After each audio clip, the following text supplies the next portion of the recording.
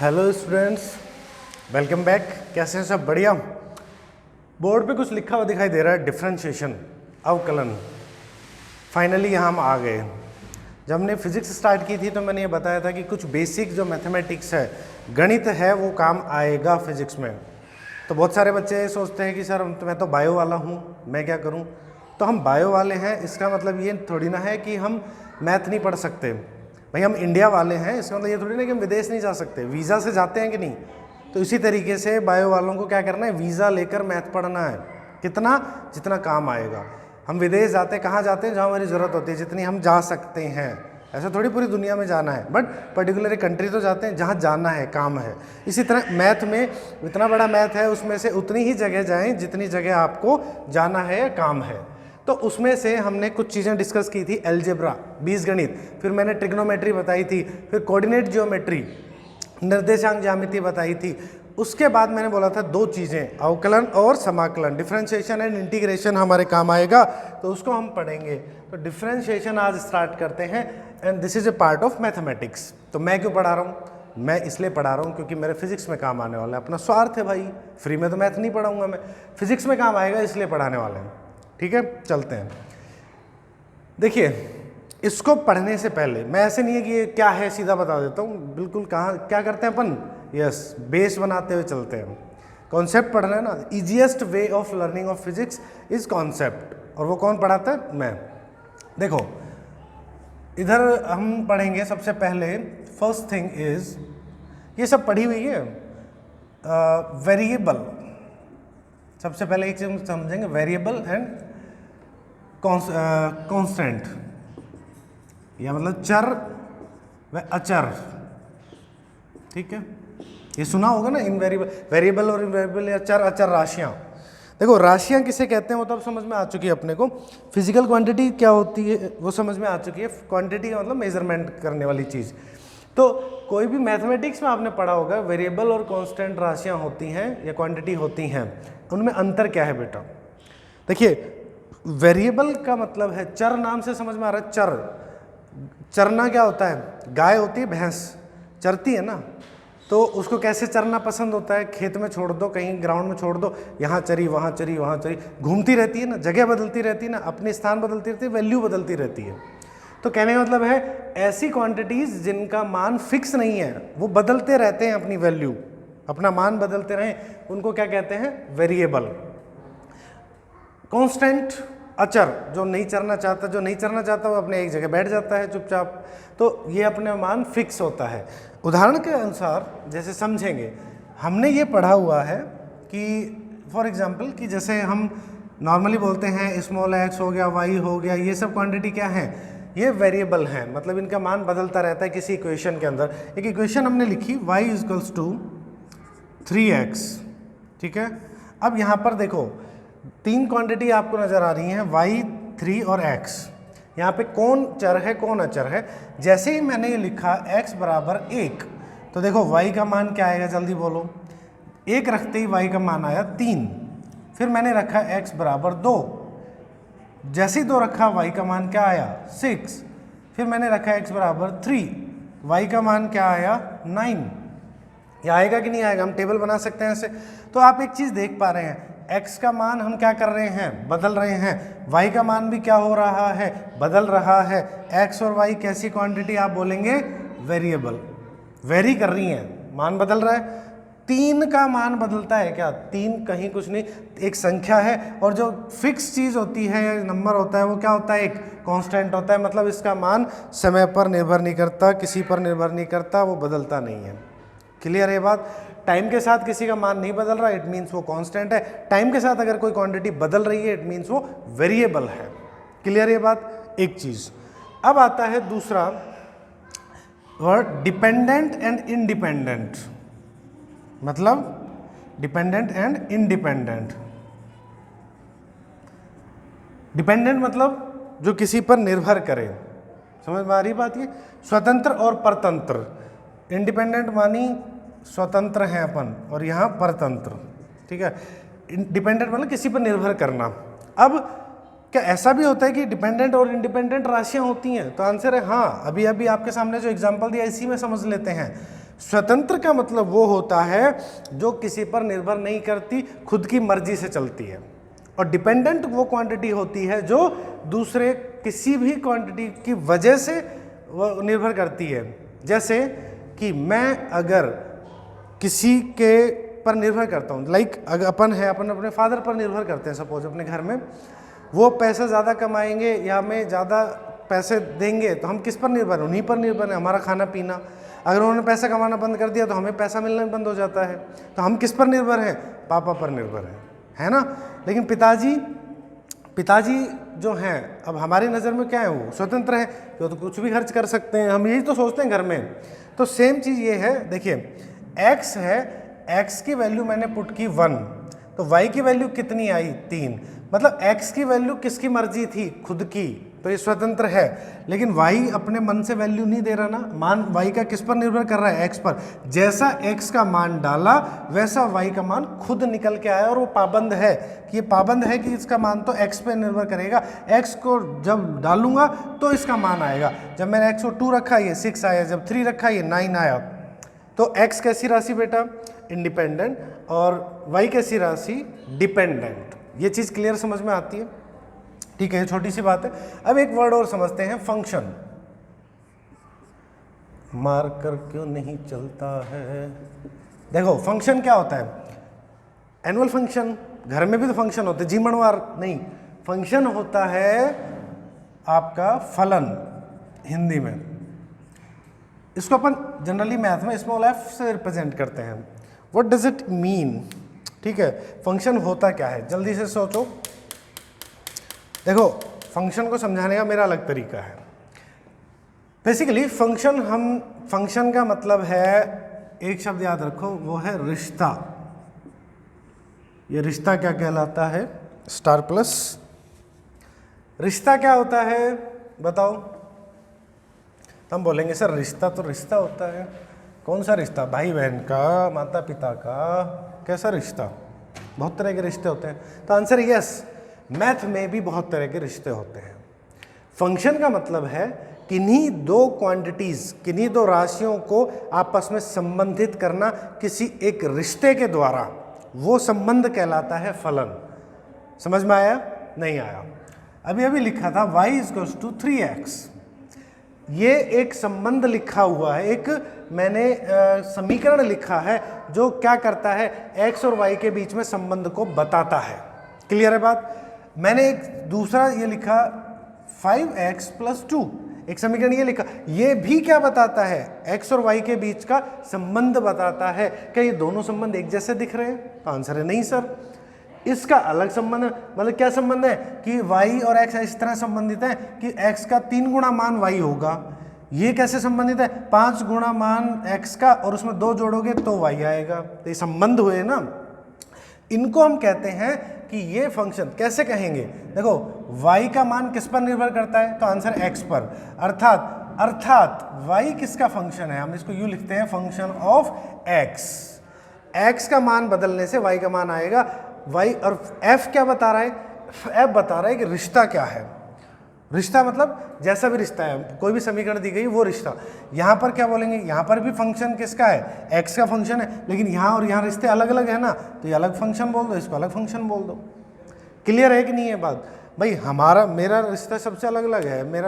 मेरा बहन भाई एक अलग रिलेशन हुआ, पापा अलग रिलेशन हुआ, मम्मी अलग रिलेशन हुआ। पिताजी से पैसे मांगने जाओ, मम्मी से मांगने जाओ, अलग अलग फ़र्क है कि नहीं है? पिताजी हमारी कोई गलती पकड़ में सीधे 2 झापट देते, अलग रिलेशन है। मम्मी से क्या कर सकते हैं? मम्मी हमारी सपोर्ट ले सकती है, हो सकता है, या किसी घर में उल्टा हो सकता है, पापा सपोर्ट। रिलेशन अपना हर किसी मेरे एक बहुत अच्छा दोस्त होता है, उसके साथ अच्छी बॉन्डिंग है, दूसरे से लड़ाई हो जाती है, तो हमारे बीच का जो रिलेशन हुआ वो उसको कहते हैं फंक्शन। इसी तरह क्वांटिटीज़ के बीच का जो रिलेशन होता है दैट इज़ कॉल्ड फंक्शन। तो फंक्शन वर्ड को तो इस तरह बताता हूँ मैं तो ज़्यादा मैथ पढ़ाने लग गया। फिजिक्स पे आते हैं, छोड़ो, ठीक है, मैं भूल गया था क्या है, मैं फिजिक्स लेक्चरर। ठीक है, अब आते हैं डिफरेंशिएशन पे, करते हैं शुरू। मान लीजिए एक क्वांटिटी है y जो कि निर्भर करती है x पर, that is a function of x। Clear? ये समझ में आया? अगर मैं इफ आई चेंज कर रहा हूं, इफ आई चेंज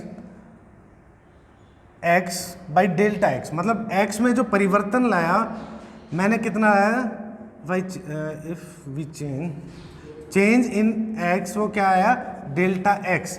अगर मैंने डेल्टा x, देखो डेल्टा वर्ड क्या होता है, चेंज को कहते हैं। मान लीजिए x की कुछ वैल्यू 5 थी, मैंने बदलकर 6 कर दी, तो डेल्टा x की वैल्यू क्या आई, 6 माइनस 5 1। तो जो चेंज होता है ना, चेंज परिवर्तन उसको बोलते हैं। अगर मैं एक क्वांटिटी को चेंज करता हूं तो दूसरे में परिवर्तन आता है क्या, अभी भी तो पढ़ा था कि जैसे अगर ये एक फंक्शन है, x को बदला तो कौन बदलेगा, y बदलेगा कि नहीं बदलेगा, जल्दी बोलो, बदल गया, ठीक है। इसी तरह मैंने बोला कि अगर मैंने x में थोड़ा सा परिवर्तन डेल्टा x किया कुछ, तो क्या होगा, देन चेंज इन y क्या होगा, लिख लेना यार लैंग्वेज, तो चेंज इन y क्या होगा, डेल्टा y होगा। क्लियर है कि नहीं ये बात।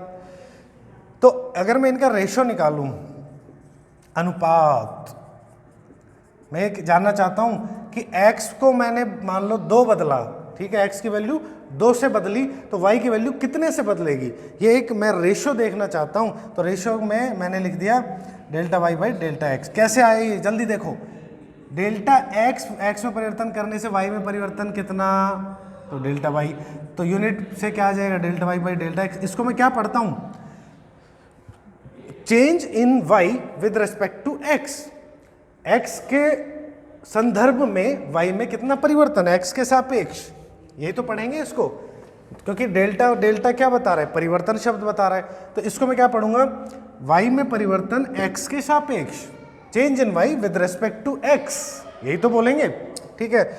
और अगर मैं इस परिवर्तन को बहुत छोटा कर दूं, इफ, अब आपको एक चीज याद आएगी, मैं एक लिमिट लगा रहा हूं कि डेल्टा x जो है वो 0 की ओर अग्रसर होना चाहिए, मतलब बहुत छोटे से चेंज के लिए अगर पढ़ूं, देखो डेल्टा x में मान लो 2 बदला 10 बदला, बहुत छोटे से चेंज, ना के बराबर चेंज करना है, क्योंकि देखो x को क्यों बदल रहे हैं भाई, x को तो इसलिए बदल रहे हैं ना, x स्वतंत्र है, x को बदलने से y तो ऑटोमेटिकली बदल रहा है, तो x इज इंडिपेंडेंट। तो x में छोटा सा चेंज करूंगा तो y में कैसा चेंज आएगा, ठीक है, ये पढ़ना चाहता हूं।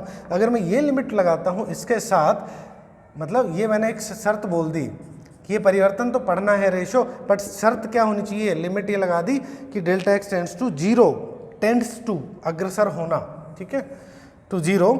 देन इसको हम क्या लिखेंगे बेटा, आप लोग जानते हैं जब ये ऐसा, जब मैं बहुत छोटा परिवर्तन करता हूँ तो डेल्टा क्या बन जाता है, डी बन जाता है। और ये डी बनाते हैं, यहीं से सीख लो आप, क्योंकि आगे फिर ये काम आएगा। जब भी लिमिट लगती है बहुत छोटा चेंज पढ़ते हैं, तो जो डेल्टा मतलब होता है विजिबल चेंज, और डी का मतलब होता है बहुत स्मॉल चेंज। ये जो लिखा हुआ एक एक्सप्रेशन है dy by d x, this is called, बस यहाँ तक की एक थ्योरी थी कि क्या है, क्यों पढ़ना चाह रहे हैं, फिर से समझो। x में परिवर्तन किया तो y में परिवर्तन आया, कितना आया उसको पढ़ने के लिए हमने एक रेशियो बनाया कि y में परिवर्तन x के सापेक्ष कितना है, वो ये बताता है। बटे करने का मतलब होता है कि इसमें मैंने चेंज किया तो कितना उसमें आया, तो रेस्पेक्ट में पढ़ रहे हैं, जो नीचे होता है उसके रेस्पेक्ट में ऊपर वाले की स्टडी करते हैं, तो change in y with respect to x। लेकिन मैंने छोटा सा चेंज के लिए पढ़ना है तो ये मैंने लिया है, this is called rate of change in y with WRT with respect to x, मतलब y में x के सापेक्ष परिवर्तन की दर। भाई परिवर्तन की दर ही तो आई, क्योंकि यूनिट के लिए पढ़ रहे हैं। मैंने बोला था डेल्टा x चेंज तो delta y change, unit change तो delta y upon delta x। तो यूनिट के लिए हम रेट बोल देते हैं, rate of change in y with respect to x। रट लो इस भाषा को, x के सापेक्ष y में परिवर्तन की दर। क्लियर है बात। और इसी को हम बोलते हैं डिफरेंशिएशन, ये अवकल गुणांक कहलाता है, dy बाई डी एक्स, मतलब डिफरेंस। अब इसको पढ़ेंगे कैसे, differentiation of y with respect to x।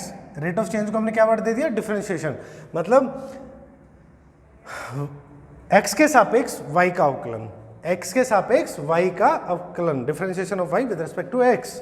अगर मान लो ये यहाँ x था, अब मैंने दो क्वांटिटी मान लो या मैंने लिया होता कि y फंक्शन है थीटा का, तो ये सारी चीज़ें क्या बदल जाती, थीटा आ जाती, थीटा आ जाती, यहाँ भी थीटा आ जाता। अब मैं क्या पढ़ता, वही बात, differentiation of y with respect to yes theta. अगर मैंने यहाँ टाइम ले लिया होता, t ले लिया होता, तो dy बाई डी टी, मतलब differentiation of y with respect to time. Clear है कि नहीं है। अब ये तो हुआ डिफरेंशिएशन का तरीका। अब y मान लो फंक्शन था, मैंने यहाँ लिख दिया y इक्वल्स टू 3x। अब ये लिखा हुआ है, अब बताओ इसका डिफरेंशिएशन क्या आएगा, dy बाई डी एक्स क्या होगा। तो y जो वैल्यू फंक्शन होता है ना उसकी वैल्यू यहाँ पुट करते हैं और dy बाई डी एक्स जो है ना उसको फिर कैलकुलेट करते हैं कितना आंसर आता है, उसके लिए हमारे को फॉर्मूले पढ़ने पड़ते हैं।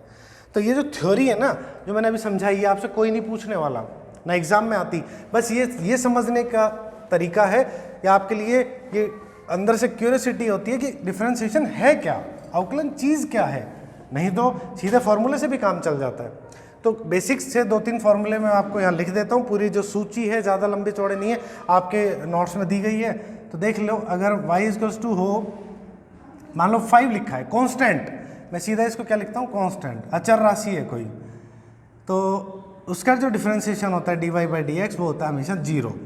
कांस्टेंट का क्या डिफरेंशिएशन 0, क्योंकि x ही नहीं है उसमें तो क्या परिवर्तन करेंगे। तो अब आता है, या मैं ऐसे सीधा लिख देता हूँ y की जगह, मतलब इसका मतलब क्या है y जो भी फंक्शन y का होगा वो फंक्शन सीधा मैं यहाँ लिखूँगा उसका डिफरेंशिएशन क्या होगा, x की घात n, ये होता है n इंटू एक्स की घात n माइनस 1। क्लियर है। अगर मैंने लिख दिया सपोज 5 गुणा x की घात n, तो हम क्या करते हैं कांस्टेंट राशि को हमेशा बाहर निकाल लेते हैं और फिर वही फॉर्मूला यूज़ करते हैं जो ऑलरेडी यूज़ हुआ है। तो मतलब कांस्टेंट हमेशा डिफरेंशिएशन से बाहर आ जाता है, या ठीक है। उसके बाद हम पढ़ेंगे log का क्या होता है, 1/x होता है, e की घात x का e की घात x ही होता है। और उसके अलावा ट्रिग्नोमेट्रिक फंक्शन जो ज़्यादा यूज होते हैं तो उनके फॉर्मूले आपको लिखवाए गए हैं, उसको आप मैं चाहे तो लिख भी सकता हूँ फटाफट, बाकी मार्कर अभी धोखा दे रहा है। या देखो एक चीज़ और बता देता हूँ आपको, यहाँ साइन थीटा लिखता ना, तो देखो y किसका फंक्शन था, इसमें क्या आ रहा है थीटा आ रहा है, तो मैं डिफरेंशिएशन किसके सापेक्ष कर सकता हूँ रेस्पेक्ट में, तो आंसर में फिर थीटा के रेस्पेक्ट में ही कर सकता हूँ। देखो y जिसका फंक्शन है, मैंने लिख दी एक समीकरण y equals to 5t square plus 3, y किसका फंक्शन है साफ दिखाई दे रहा है t का, तो मैं अब dy बाई डी एक्स ज्ञात नहीं कर सकता, क्या ज्ञात करूँगा dy बाई डी टी। क्यों, क्योंकि भाई चेंज किसकी रेस्पेक्ट में कर रहा है, वो टाइम के रेस्पेक्ट में, टी के रेस्पेक्ट में कर रहा है, तो परिवर्तन भी किसके रेस्पेक्ट में कैलकुलेट करूंगा, टाइम के में, एक्स से तो संबंध ही नहीं है इसका। तो कहने का अर्थ है कि जो जिसका फंक्शन वही चीज़ नीचे आ जाती है। तो यहाँ अगर एक्स लिख रहे हैं तो एक्स आएगा sine x upon D x, ये आएगा कोस एक्स, ठीक है। कोस एक्स का जो डी बाई डी एक्स होता है वो होता है माइनस साइन एक्स, ठीक है। याद करना ये बेसिक फॉर्मूले हैं और सारे देखो मैं बोल देता हूँ। 10 का आएगा सेक स्क्वायर एक्स, फिर आता है कोट का आएगा माइनस कोसेक स्क्वायर एक्स, फिर आता है आपका सेक एक्स का आएगा sec x tan x, cosec का आएगा minus cosec x cot x. ये आपके फॉर्मूले हैं। एक छोटा सा क्वेश्चन करके दिखाता हूँ, फिर आपके नोट्स में जो प्रैक्टिस है 1-2 आप करना, ठीक है। मान लीजिए कि हमारे पास एक यही लिखा हुआ था 3x स्क्वायर, ठीक है। 3x स्क्वायर लिखा है तो D by 3x square D x निकालना है अपने को, ठीक है। 3 कांस्टेंट बाहर आ जाएगा D x square upon D x. अब देखो x की घात n, x की घात n दिख रहा है, n मतलब 2, तो फॉर्मूला क्या होता है n इंटू, देखो अभी पढ़ा था हमने x की घात n का क्या होगा, n इंटू एक्स की घात n माइनस 1, तो 2 आ जाएगा आगे, x की घात n माइनस 1 2 माइनस 1, ये आ जाएगा 3 दूनी 6, 6x आ गया कि नहीं आ गया इसका आंसर, ये इसका आंसर आएगा। अगर यहाँ पे प्लस में 5x और लिखा होता तो हम बोलेंगे सर उसको 2 टुकड़ों में पढ़ते प्लस इसका अवकलन अलग करते हैं, ये तो दोनों का अलग अलग कर सकते हैं, ठीक है। अगर मल्टीप्लिकेशन में होंगे 1-2 क्वेश्चन अगले क्लास में कर लेंगे, थोड़ा लेंथी हो जाएगा, तो जब तक आप इस कॉन्सेप्ट को और फॉर्मूले को याद करो। Thank you.